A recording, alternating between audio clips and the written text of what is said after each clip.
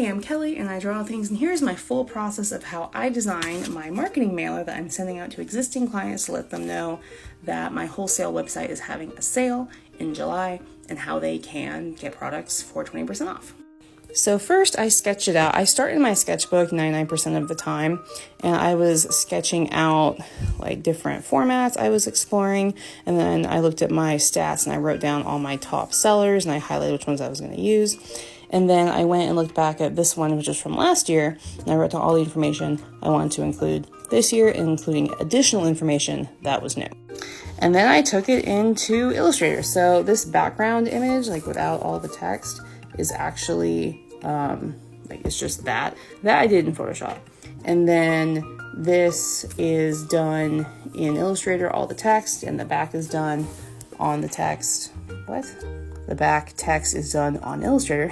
That's what I meant. And during that process, I tried out lots of different colors of backgrounds and things like that and tweaked it. And this is what I started with, and I ended up not liking it. I went to that green color instead, which I'm pleased with because that's what I printed, obviously. And then I export those Illustrator artboards as PNGs, and I upload them to my printer, which is gotprint.com. That's who I've used for literally years, probably almost a decade at this point. Actually, yeah, I started using them in 2016, so next year will be a decade. And then I upload it, that's all the information, and then it cost me $43 to print, $250, and that's with a bunch of shipping too.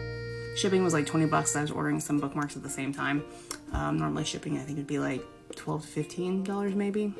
So round up, we'll call it 60 for 250 marketing mailers.